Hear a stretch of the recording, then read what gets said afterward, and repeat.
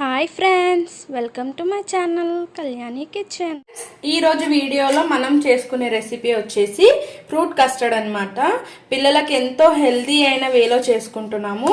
Fruit custard అనగానే అందరూ just ఫ్రూట్సే వేస్తారు, బట్ నేను డ్రై ఫ్రూట్స్ కూడా వేస్తున్నాను. చాలా healthy friends, must try recipe అనమాట. పిల్లలు డైరెక్ట్గా ఫ్రూట్స్ ఇచ్చిన డ్రై ఫ్రూట్స్ ఇచ్చినా తినరు కదా, ఇలా కస్టర్డ్ చేసి పెడితే చాలా ఇష్టంగా తింటారు ఫ్రెండ్స్.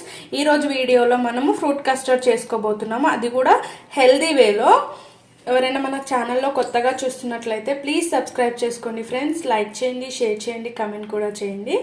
ముందుగా దానికోసం మనము ఇవి 1/2 లీటర్ వరకు ఉంటాయి పాలు.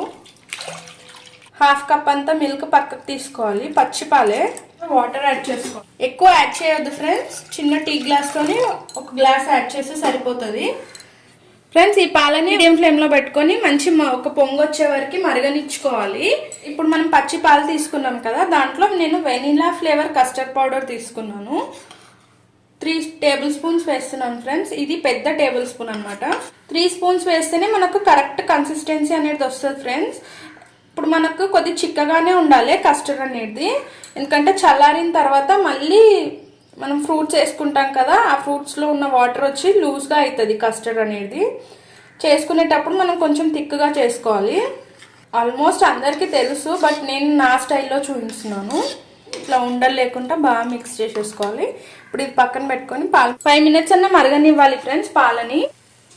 పాలు ఇలా మరిగిపోయిన తర్వాత మనము 1/2 లీటర్ పాలకి 1 కప్ చక్కెర పడుతుంది ఫ్రెండ్స్. అందుకే చాలా మందికి కస్టర్డ్ లూజ్గా వచ్చేస్తుంటుంది, ఎందుకంటే కస్టర్డ్ పౌడర్ వేసిన తర్వాత వేస్తూ ఉంటారు చక్కెర అనేది. అలా వేయొద్దు ఫ్రెండ్స్.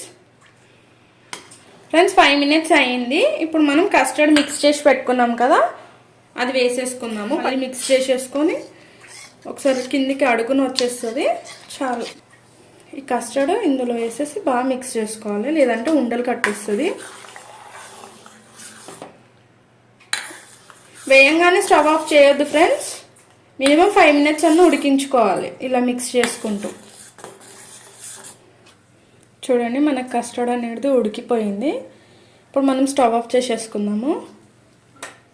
చల్లారనివ్వాలి. రూమ్ టెంపరేచర్కి వచ్చిన తర్వాత మనం ఫ్రిడ్జ్లో ఒక 1 అవర్ పెట్టుకోవాలి. పెట్టుకున్నాక అప్పుడు మనం ఫ్రూట్స్ యాడ్ చేసుకోవాలి ఫ్రెండ్స్. కస్టర్డ్ అనేది కూల్ అయిపోయింది. నేను రూమ్ టెంపరేచర్కి వచ్చినాక ఫ్రిడ్జ్లో 1 అవర్ పెట్టుకున్నాను. ఇప్పుడు మనం ఫ్రూట్స్ యాడ్ చేసుకోవాలి ఫ్రెండ్స్. నేను అన్ని ఫ్రూట్స్ కట్ చేసుకున్నాను, బట్ యాపిల్ ఇంకా బనానా లాస్ట్లో కట్ చేసుకోవాలి, కలర్ వచ్చేసాయి కదా అందుకు. ఫ్రెండ్స్, యాపిల్స్ కట్ చేసుకున్న వెంటనే వేసేసుకోవాలి మనం కస్టర్డ్లో.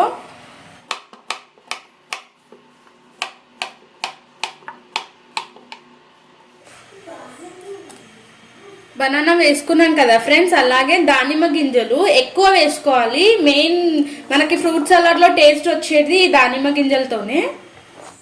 అలాగే గ్రేప్స్ కూడా వేసుకోవాలి ఫ్రెండ్స్. నేను డ్రై ఫ్రూట్స్ కూడా వేస్తున్నాను, డ్రై అంజీర్ ఫ్రెండ్స్. అలాగే పిస్తా, అలాగే కాజు, బాదం, బ్లాక్ గ్రేప్స్.